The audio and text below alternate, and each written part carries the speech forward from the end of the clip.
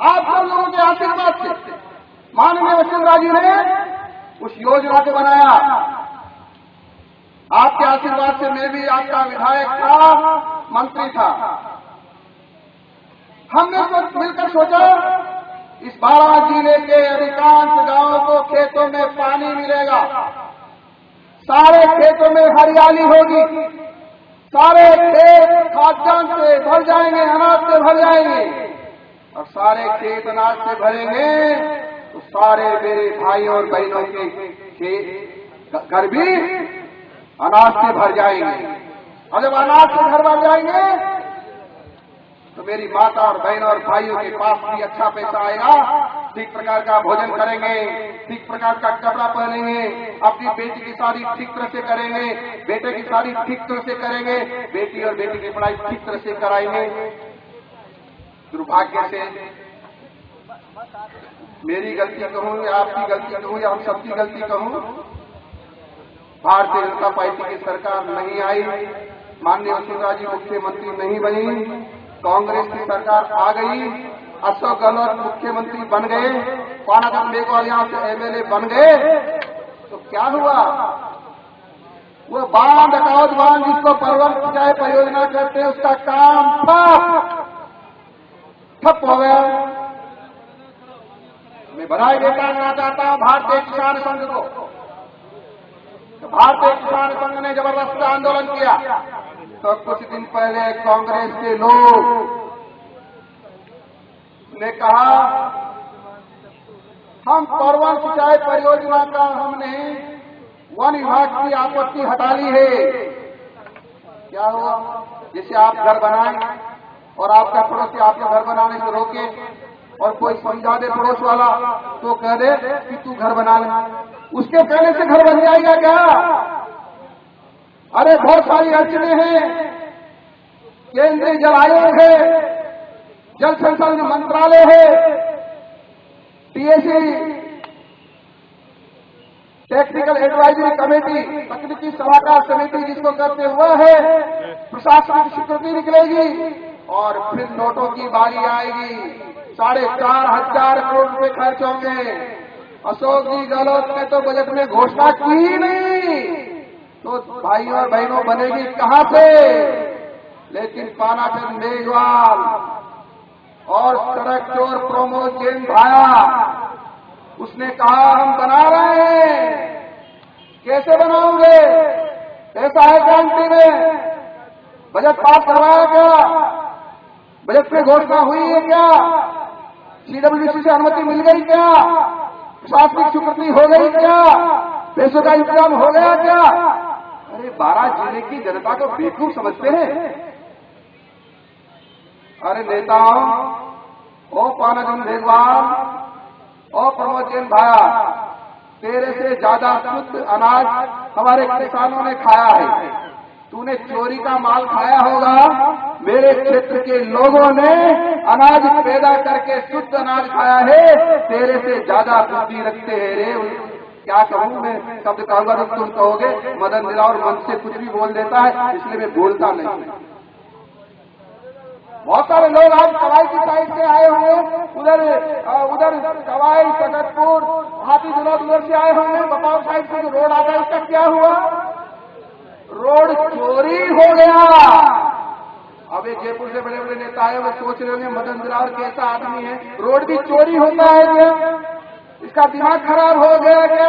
लेकिन मैं आपसे पूछना चाहता हूं, क्या कवाई से बपाव का रोड आपने देखा है क्या? अच्छा देखा हो तो, नहीं देखा हो तो हाथ खड़े करके बताना, देखा हो तो चुपचाप रहना। देखा है क्या?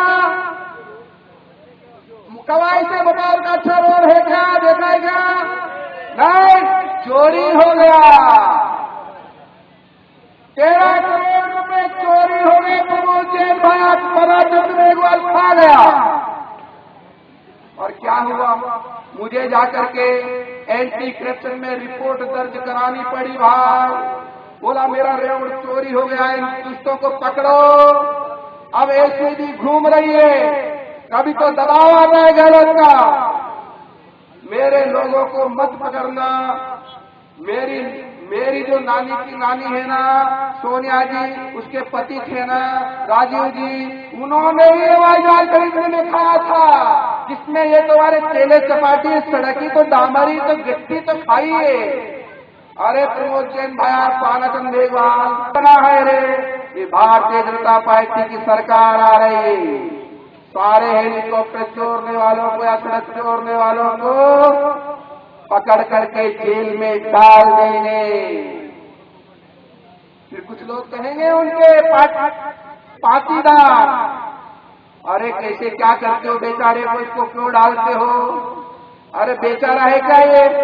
मेरा भाई शर्ट खरीदने गया था, उसने 50 रुपए में शर्ट खरीदी, 12.5% सर्विस चार्ज के नाम से लेकर के सरकार में जमा कर लिए। चप्पल खरीदने गया 12.5% उनसे ले लिए, घड़ी खरीदने गया उनसे ले लिए, जूते खरीदने गया उनसे ले लिए। मेरी माता बहने चूड़ा चप्पल खरीदने गई, उससे 12.5% सर्विस टैक्स ले लिया और सारा का सारा हमने इकट्ठा किया तो प्रमोद जैन भाया डकार गया। तो क्या करेंगे ऐसे लोग दोस्तों? अरे कवाई से 12 भी गए होंगे कुछ लोग, गए होंगे। नेशनल हाईवे बन रहा है, नेशनल हाईवे बनाने की स्वीकृति किसने दी? भारतीय जनता पार्टी की सरकार ने, माननीय वसुंधरा जी ने। फिर क्या हुआ? सरकार चली गई। बन रहा है, कैसे बनता है? जैसे चोर सुरंग खोदते हैं ना, आपने सुना होगा जेलों में सुरंग खोदी जा रही है, वो थोड़ा थोड़ा रोज खोदते हैं, कई महीने में सुरंग खोद लेते हैं। चोरों की तरफ सड़क बन रही है, और जब बनी तो क्या हुआ? पता चला लोगों को तो उनका सड़क खराब है। हर 50 मीटर पर अब गड्ढा खोद करके टेस्ट किया जा रहा है।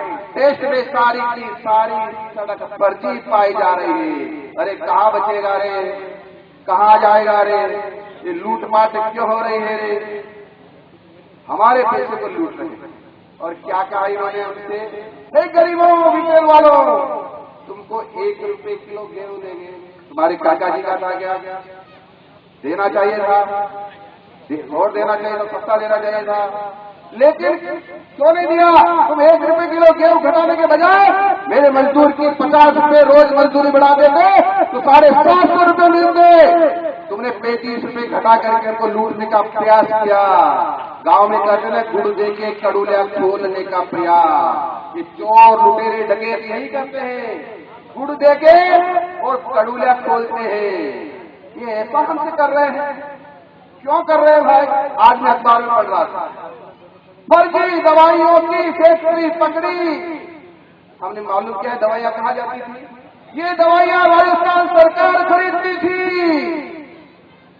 फर्जी दवाई, नकली दवाई। एक माँ मेरे से 4-5 दिन पहले कह थी, बेटा मेरा छोरा 15 दिन से बीमार है और दवाइयां हॉस्पिटल में फ्री मिलते और तो कोई दिक्कत नहीं है, दिक्कत एक ही ठीक ही नहीं हो रहा है। मुझे तो आज पता चला फर्जी दवाइयों की फैक्ट्री पकड़ी। तो ये तो नकली दवाइयां हमको देकर के बेवकूफ बनाने का षड्यंत्र करते हैं। नकली दवाइयों से बीमारी ठीक होगी या बढ़ेगी? और हमारे गांव के लोग क्या कहेंगे? भाई दवाइयां दे तो इतना ठीक हो रही तो मैं क्या करूं भाई? गांव वाले परेशान होते हैं और हमको नकली दवा टिका देते हैं। ये षड्यंत्र चल रहा है हम लोगों को मारने का, हम लोगों को मारने का षड्यंत्र चल रहा है, सावधान रहना। एक दिन मैंने अखबार में पढ़ा, इतने लाख टन अनाज हमने गरीबों को सस्ता बांट दिया। दूसरे दिन मैंने पढ़ा इतने 1000 टन अनाज एक जगह पकड़ा गया राशन का, जो आटा बनने जा रहा था। हमारा गरीबों को पूरा अनाज मिला नहीं और वो आटा बनने दूसरे के लिए जा रहा था चोरी से। एमएलए एमपी मिनिस्टरों ने लाखों रुपए ले लिए, हमारा गरीबों को अनाज बेच दिया और किताब में क्या लिख दिया? हमने गरीबों को सस्ता अनाज बांट दिया है। अरे बावड़ों, तुमने तो 85,000 करोड़ का अनाज तो छुड़ा दिया। सुप्रीम कोर्ट ने कहा गरीबों को फ्री अनाज दे दो, इसको छुड़ाओ मत दो, मेरे देश का गरीब भूखों मर रहा है। सुप्रीम कोर्ट ने कहा, मैंने नहीं कहा। और जब सुप्रीम कोर्ट ने कहा तो हमारा देश का प्रधानमंत्री कहता है चाहे अनाज चढ़ जाए गरीबों को नहीं बांटेंगे। मैंने सोचा ऐसा क्यों बोल रहे हैं, तो मुझे पता चला उनको दारू बनाने वालों को बेचना था। हमारा 16 रुपए किलो का अनाज दारू बनाने वालों को 62 पैसे यानी 10 आना किलो में बेच दिया। मेरे देश के माँ बाप गरीब भूखे बैठे रहे। मेरे देश में शराब बनाने वाले लोग शराब माफियाओं को करोड़ों रुपए खा करके 85,000 करोड़ का अनाज 62 पैसे किलो में बेच दिया। ये गरीब के साथ न्याय है या अन्याय है? बताइए। ये अन्याय है दोस्तों, बहुत अन्याय है। मैं एक दिन बिजली के ऑफिस गया, कुछ काश्तकार मेरे साथ गए, परेशान थे। मैंने सुना काश्तकार बिजली का बिल नहीं जमा करा रहे होंगे, ये माफ कराने के लिए मेरे को बिजली के बिल वापस ले जा रहे हैं। मैंने चलो गया मैं, तो एक काश्तकार ने वहां जाके मुझे बताया मेरे 6 लाख का बिल है। मैंने कहा कितने साल से जमा नहीं कराया? बोला ये पिछले महीने का जमा है। मैंने बिल देखा हो, आश्चर्य कर गया, पिछले महीने का बिल जमा है और 6 लाख रुपए तुम्हारा आ गया? बोला हाँ 6 लाख रुपया है। मैंने बिजली विभाग के अधिकारियों से कहा अरे बिजली विभाग के अधिकारियों कुछ तो शर्म करो रे, ये 6 लाख का बिल कैसे आया? बोला साहब वसूली कम हो रही है, हमको सारी वसूली करनी है, आप अभी ये चर्चा बंद करिए, कैसे आया क्या आया पहले जमा कराइए, इसको कह दीजिए पहले सारा पैसा जमा कराए, फिर जांच कर लेंगे, इसका निकलेगा तो दे देंगे। एक गरीब आदमी 6 लाख रुपए, अरे मदद दिलावर भी 10 बार बिक जाए तो 6 लाख रुपए नहीं आए, उस गरीब आदमी का 6 लाख रुपए कहाँ आएंगे? इनको शर्म नहीं आती? 6 लाख रुपए जमा कराने के बाद हमसे कह रहे फिर बात कर लेंगे, देख लेंगे, क्या तमाशा है? मैंने उनको कहा 6 लाख का बिल कैसे बनाया, मुझे रिपोर्ट बताइए।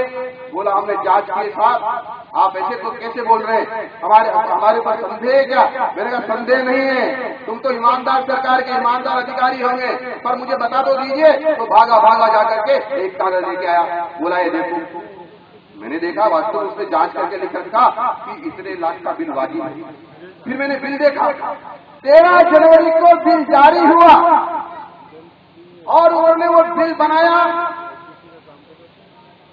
बिल की जांच की हुई, इतना ही आता है। वो 16 फरवरी को बिल दे दिया, 13 जनवरी को, और वो बता रहे हैं कि ये सही बिल है, ये 16 फरवरी को हमने जांच रीडिंग ली थी 16 फरवरी को, यानी 1 महीने बाद रीडिंग ली और 1 महीने पहले उसको बिल दे दिया। वारे गलत की सरकार, वाह वाह। मेरे अधिकारी को ऐसा क्यों किया? साहब तलवार लटक रही है, कैसे भी करके हमको टारगेट पूरा करना है। हम या तो इनके बच्चे भूखे मरेंगे या हमारे बच्चे भूखे मरेंगे, हमारी नौकरी को खतरा हो जाएगा, इसलिए हमारे बच्चे भूखे न मरे। इनके मरे तो हम थोड़ी देखेंगे, हमारे बच्चे भूखे नहीं मरना चाहिए, इसलिए बिल दे रहे हैं। एक गरीब जाति से मुसलमान जिस कहता है मैं बीपीएल में हूँ, वो आया 11,000 का बिल। मैंने कहा पहले कब बिल जमा कराया था? बोला पिछले महीने कराया था। मैंने कितने बल्ब जलाता है? 40-40 वाट के 2 बल्ब जलाता। 40-40 वाट के 2 बल्ब जलाने में महीने में 11,000 रुपए का बिल। मैंने अधिकारी से पूछा बताइए 100 वाट के बल्ब 24 घंटे 30 दिन यदि जलाए तो कितना बिल आएगा? उनका 3,750 रुपए। मेरा 3,750 रुपए ज्यादा होते हैं या ये 11,000 रुपए ज्यादा होते हैं? बोला साहब तो 11,000 रुपए ज्यादा होते हैं। तो 40 वाट का बल्ब ज्यादा होता है या 100 वाट का ज्यादा होता है? बोला 100 वाट का ज्यादा होता है। तो बिल कैसे आया? बोला साहब ये मीटर है ना, ऊपर से तो गलत रीडिंग निकालता है, ये नीचे से सही रीडिंग निकालता है, हमने इसकी रीडिंग नीचे से देखी। वाह रे वाह रे वाह। चलो सरकार की नीचे से मीटर देखा तो रीडिंग और थी, ऊपर से देखा रीडिंग तो ऊपर और थी। गजब हो गया मेरे तुम्हारे मीटरों का भी। अरे लूट लो ना, इस जनता को लूट लो ना, तुमको शर्म नहीं आती है ना? मेरे से एक दिन कहने लगा, अखबार में आया 12 में, मदन दिलावा कांग्रेस के विकास से घबरा रहा है, हमने मोटी मोटी सड़कें 12 में बना दी है, इसलिए सारे लोग खुश हैं। मदन दिलावर के पेट में मरोड़ चल रहा है। मैंने भी देखा कि गलत देख लिया हो यार। मैं गया घूमा, मैंने 10-20 लोगों से पूछा कहीं गलत नहीं कर लिया। उन्होंने पूछा दिलावर जी तुमने सही कहा है, सारा बारा के घरों में और दुकानों में पानी भरेगा। बारा की जनता से दुश्मनी निकालने के लिए कुकर्म इस सरकार ने किया है और हमको करे कि विकास कर दिया। मैं कह रहा हूं ये वहां के लोगों का विनाश किया है। मैंने ये कहा कि हमारी सरकार आएगी तो बहुत एक्सपर्ट लोगों को, पीडब्ल्यूडी वालों को या सड़क बनाने वालों को दिखाएंगे और ये कैसे ठीक हो सकता है, यहाँ के लोगों को कैसे राहत मिल सकती है। इसको तोड़ने से मिलेगी तो तोड़ेंगे, यदि इसमें कोई संशोधन निकास बनाना होगा तो उससे बनाना होगा तो बनाएंगे और नहीं तो तोड़ेंगे। तो दूसरे दिन कहा मदन दिलावर रोड नहीं बना सकता, ये तोड़ने का काम कर रहा। क्या करूंगा मैं, क्या करूं? तू डोर खड़ा कर दो मेरे सामने जिसे लोगों को टक्कर लेकर नुकसान हो तो क्या करूंगा उस डोर का। और 65 रुपये बड़ा। और कटाव में जो मैं गया तो क्या देखा, वहां तोल रहे उन्होंने 50 किलो के भाटे के नीचे भाटा टूट रखा। एक इतना बड़ा तसला भर के और निकाल रहे। कट्टा तोला तो मैंने एक कट्टा 52 किलो का निकल रहा। 50 किलो की बजाय 52, 53 किलो गेहूं लेकर के लोगों को लूटा जा रहा है और कह रहे हैं कि हम तो लोगों की भलाई का काम कर रहे हैं। इसलिए मैं आप सब लोगों को निवेदन करना चाह रहा हूं, इस सरकार से सावधान रहना। मैंने सुना है सरकार पेंशन बनाएगी, लेकिन मैंने ये भी सुना है उनके विश्वस्त लोगों से, बोला पेंशन बनाएगी लेकिन बांटेगी नहीं। बांटेगी तो 1 महीना बांटेगी, फिर भारतीय जनता पार्टी की सरकार है उसको देनी पड़ेगी, वही देगी। इसलिए कर रहे हैं। और कांग्रेस की सरकार आ गई तो इसको बंद कर देंगे ताकि देना ही नहीं पड़ेगा। और लोग मेरे से कह रहे थे दिलावर जी ये पेंशन दे रहे हैं। अरे भारतीय जनता पार्टी की सरकार थी जो आपके घर घर जाकर के अधिकारी पेंशन बना के लाए थे, घर घर जाकर के लोगों को काम किया था, गांव गांव में कैंप लगा के लगा करके लोगों का काम किया था। यहाँ हजारों लोगों के ऑपरेशन या कैंप लगा के हर साल कराया करते थे। गरीब आदमी अपना इलाज नहीं करा सकता था, डॉक्टर की धरती पर 1000, 1500 ऑपरेशन, डॉक्टर साहब 1000, 1500 ऑपरेशन इस डॉक्टर की धरती पर टेंट लगाकर वहीं हमने किए। यदि हम कहीं हॉस्पिटल में चले जाते हमारे 1-1, 1.5 लाख, 2-2 लाख रुपए खर्च होते, हमने यही इलाज किया। आज होता है क्या भैया, कैंप लगता है क्या, चिकित्सा के इलाज होते हैं क्या, नहीं होते? पहले अपने कैंप लगते थे हर महीना, ऐसे हर महीना कैंप लगता है क्या? आपके मेरे साहब आपके इलाके में आते हैं क्या? अरे आपके सिद्धू की बात पूछते हैं क्या? नहीं पूछते। मैं तो क्योंकि संभवतः माननीय वसुंधरा जी हारने वाली है, मैं अपनी बात को यही समाप्त करता हूं और आप सब लोगों से निवेदन करता हूं तो आने वाले चुनाव में कांग्रेस सरकार का घमंड चूर कर देना, चूर कर देना। भारतीय जनता पार्टी की सरकार आएगी, आप सब लोगों के दुखों को दूर करने का हम यत्न करेंगे। परवन बांध, अकावत बांध, जिसको परवन सिंह को योजना बनाते पास करेंगे, शुरू करेंगे और अपने ही राज्य उसको चालू करके बताएंगे। ये आपसे निवेदन कर रहा हूं, ये गलत झांसे में आने की जरूरत नहीं है। ये गलत झांसा देना चाह रहे हैं। एक दिन तो कहते हैं हमने परवन सिंचाई परियोजना के लिए हम आंदोलन करूंगा, पैदल दिल्ली जाऊंगा, दूसरे दिन आते हैं हमने स्वीकृति निकाल दी है। अरे रैपिड रोड यार, तो बता दो तू खागा, 5 बार खा गए मुंह अधिकार है मुझे मैंने दिल्ली मैंने कहा कि ये तो झांसा है, झांसा मामा की दोस्तों ने यही खैर आप सब लोग चरणों में ढोक दे। हमारी बात राम राम।